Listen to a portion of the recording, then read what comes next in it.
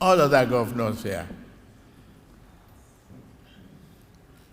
all members of the Executive Council, particularly the man who dragged me here, Mohammed Idris. He was so passionate and committed. He dragged Dele Alake with him to the office. I said, Mr. President, you have to attend the Guild of Editors conference. Right? I'm here. All the former state governors, leaders, members of diplomatic corps, President, Nigerian Guild of Editors, Eze Anaba, that was quite interesting. And the esteemed members of the Guild. Our royal fathers,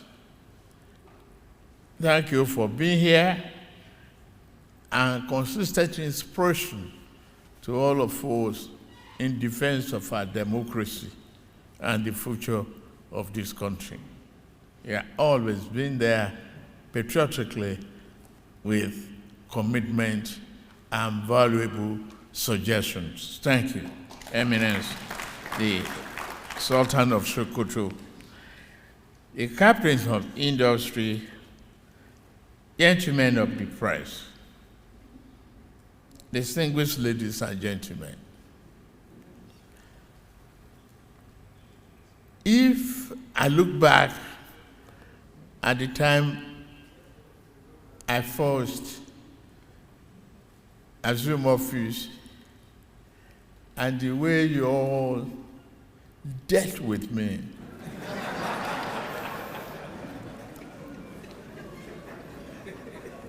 over subsidy removal, quote unquote, the floating of our exchange rate, removing the arbitrage, the corruption in the society, and the opportunity blocked against the entire economy. We should celebrate that one today. That the tunnel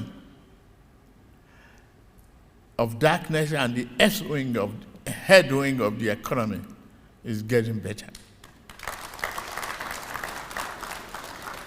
It is my privilege to welcome you to the State House. This is for free. It's your house. This year's annual conference of Nigerian Guild of Editors. Your presence here reflects the enduring importance of the media in shaping national direction and strengthening democratic life. I commend the leadership of the Guild for sustaining the tradition of reflection and professional engagement.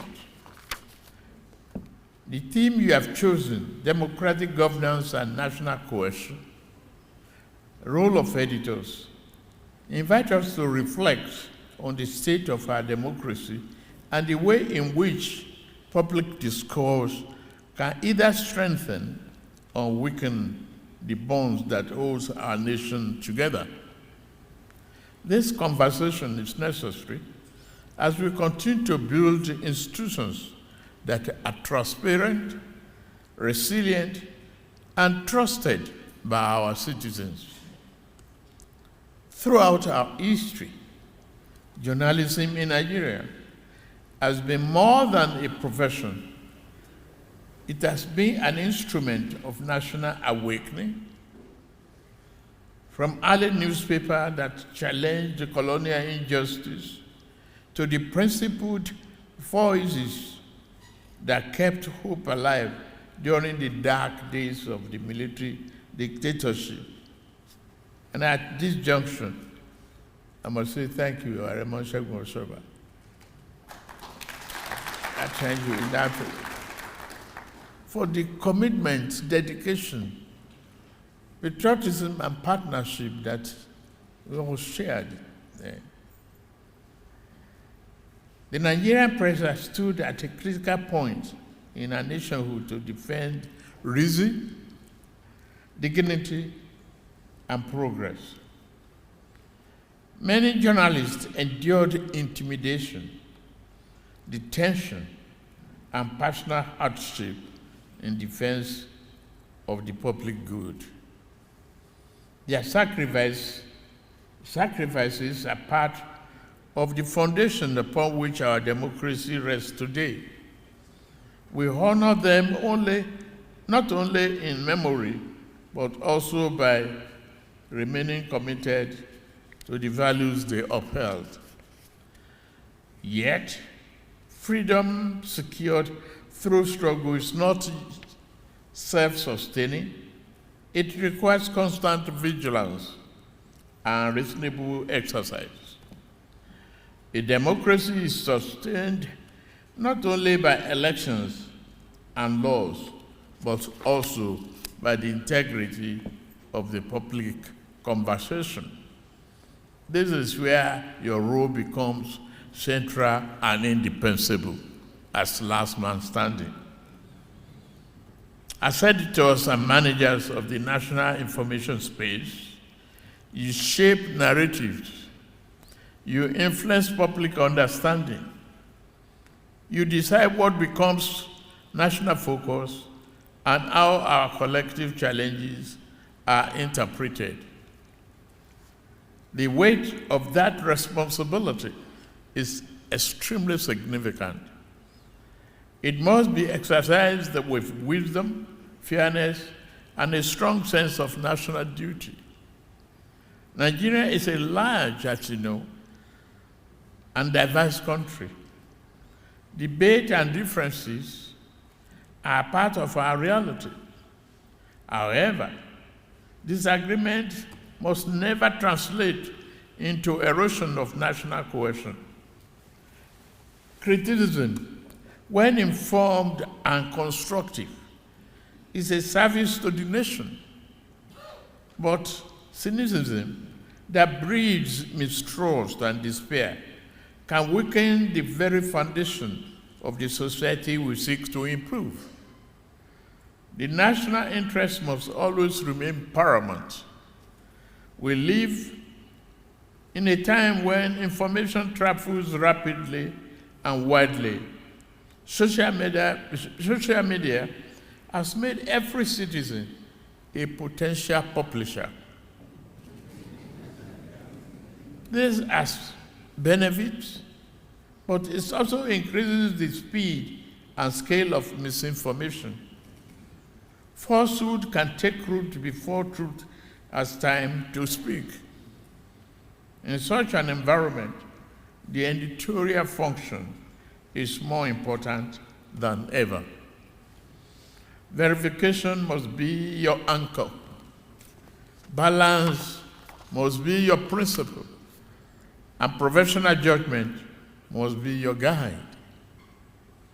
I urge you, therefore, to continue upholding the highest standard of journalism. Report boldly, but do so truthfully. Criticize government policy, but do so with knowledge and fairness.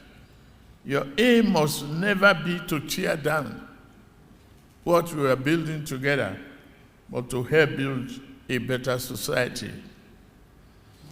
On our part, this administration remained committed to securing our nation, sustaining economic stability, and widening the circle of opportunity for all citizens. The reform we have undertaken have been challenging, but they are designed to place our economy on a strong and enduring footing. We have taken steps to restore macroeconomic balance, encourage investment, and build confidence. The signs of progress are visible in several sectors of the economy. Still, we know there is more work to do, and will remain focused on ensuring that growth translates into real improvement in the daily lives of all Nigerians. However, economic reforms and institutional improvement alone cannot build Nigeria we seek. Nation building requires cooperation, it requires trust, it requires a shared understanding that our future is tied together. Government has its role to play, the private sector has its role to play, civil society has its role to play, and the media has a distinct responsibility to help shape a climate of reason and unity. I ask of you, therefore, to continue to exercise that responsibility with the seriousness and honor. Let us choose clarity over confusion, responsibility over recklessness, and hope over despair. Let us remember that the stories we tell ourselves as a nation and as a people influence the country we become. I've listened to the request of the chairman of the guild. While I wait the full write-up, noted that the corporate tax relief, part of the reform, VAT exemption for media tax credits, affordable loans from BOI and BBA.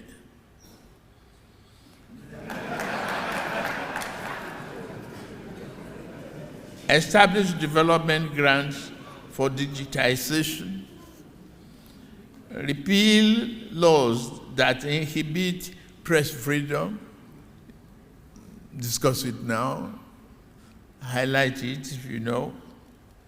I, as your president, endorsed the proposals. Media and safety data will be our phone.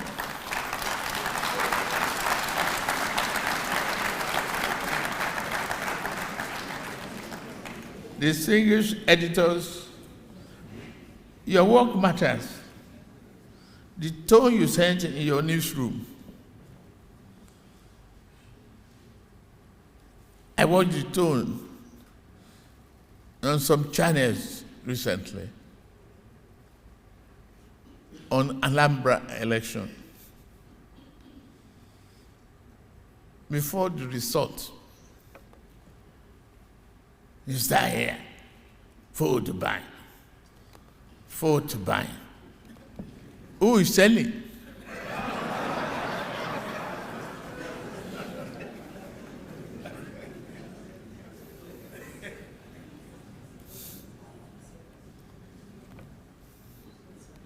If there's no reason to complain, let's be cheerleaders.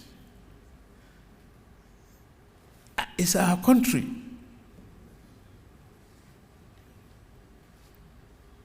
It is our country.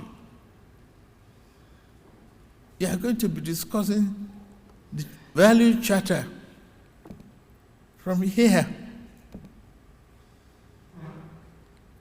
What should be worrisome to you is the image of the country you project over the outside world.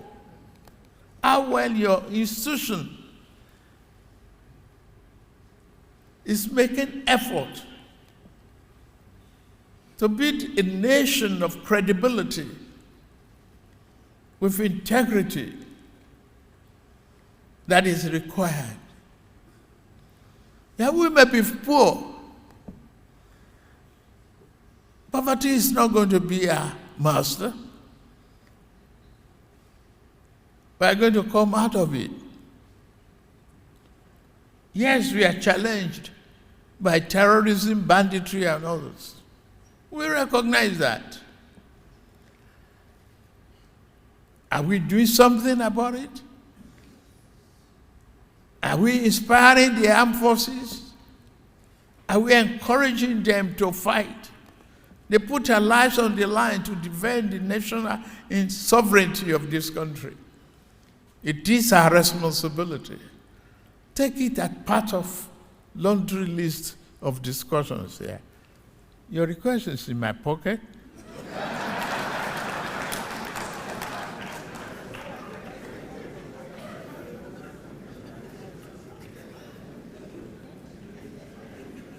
Follow up